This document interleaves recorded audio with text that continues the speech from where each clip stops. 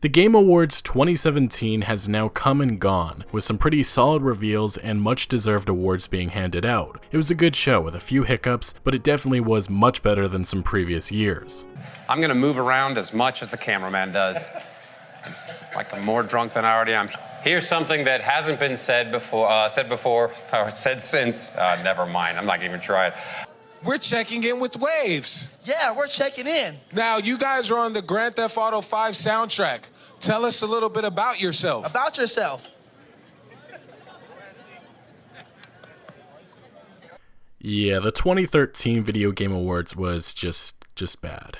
Just really bad. But the most talked about thing following this show is Electronic Arts. They probably did not think the Game Awards would have them getting straight up dissed and roasted, but by far 2017's biggest controversy is their game Star Wars Battlefront 2 and the manipulative microtransactions that they tried to implement. This is a game that could have avoided scrutiny, but when Electronic Arts tried to revolve the game around microtransactions, which certainly felt pay to win at the time, they felt the backlash in a big way. Luckily, Disney intervened and pretty much told Electronic Arts that they were not happy with the criticism that was involving their franchise Star Wars. Since Electronic Arts took the microtransactions offline temporarily, we don't know if it'll actually ever return, but we've gotten some mixed answers and just really questionable comments coming from the upper management at EA. Blake Jorgensen, the CFO at EA, claimed that the reason they decided not to go cosmetic with microtransactions was because it would break Star Wars canon, which they treat very seriously. The problem with that answer is quite a few reasons. Star Wars Battlefront incorporated cosmetic options,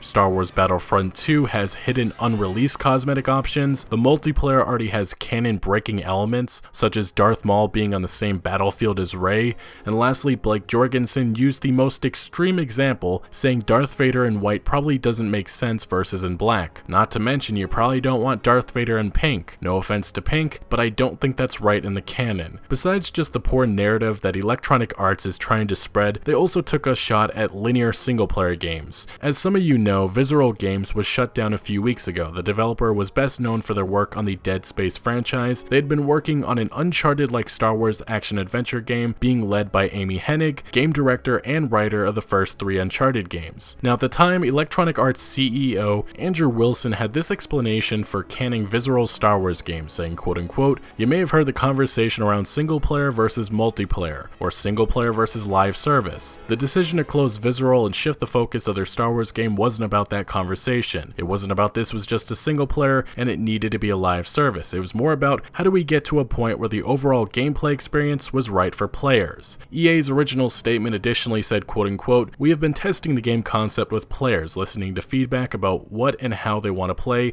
and closely tracking fundamental shifts in the marketplace. It has become clear that to deliver an experience that players will want to come back to and enjoy for a long time to come, we needed to pivot the design." It was only a few days ago that Blake Jorgensen gave us a better understanding of why they really canned Visceral Star Wars game. He said, "As we kept reviewing the game, it continued to look like a much more linear game, which people don't like as much today as they did 5 years ago or 10 years ago."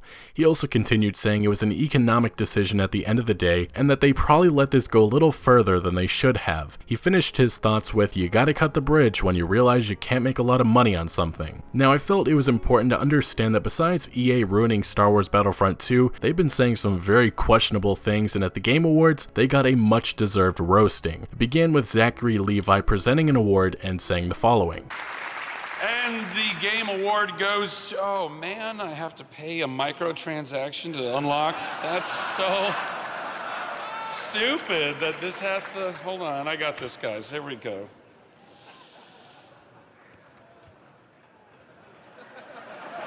You know it's true. It's really stupid. The winner, Wolfenstein. Now, if you thought that was something, well, Joseph Ferries, an indie developer working with EA on his upcoming action-adventure game, A Way Out, seemed a little wasted, and I don't really know how to explain what he said because he defended and kind of dissed EA at the same time. And this is my idea. It doesn't have anything with the EA shit going on, with the loot box and stuff. Okay. No. Okay. Look. I'm going to say to you one thing. EA has been very good to me. Yes. And to be honest with you, they're getting, because it's nice to hate EA, blah, blah. I don't care about that shit. What I'm saying is this. All publishers fuck up sometimes, you know? Yeah. That's how it is.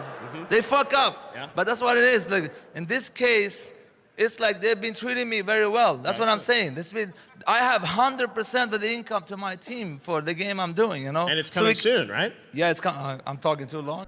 Like I said, that was probably the most bizarre part of the show. But lastly, we also have Bethesda, which brought Linda Carter in to make a video about their support for single-player games, as that is their DNA. Every hour around the globe, neglected gamers feel lonely, shunned by their multiplayer counterparts. But here at Bethesda, we are working toward a solution. We make all sorts of games, but single-player experiences are a big part of our DNA.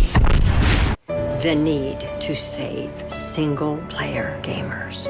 Everyday gamers in search of a single-player experience are left behind. Forgotten, neglected. Many were rescued and found their way into amazing adventures, but others, well, they weren't as fortunate.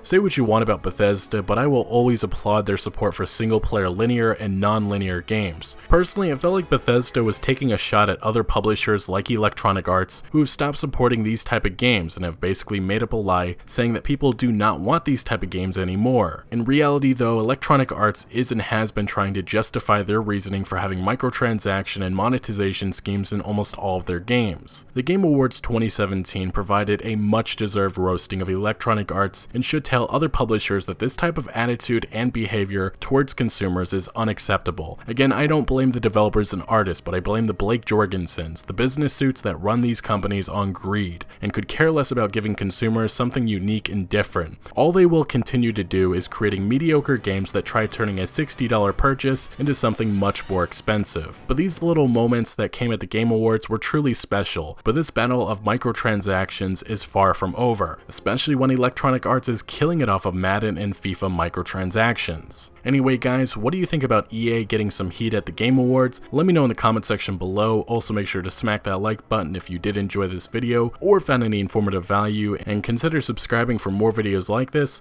and I'll see you later.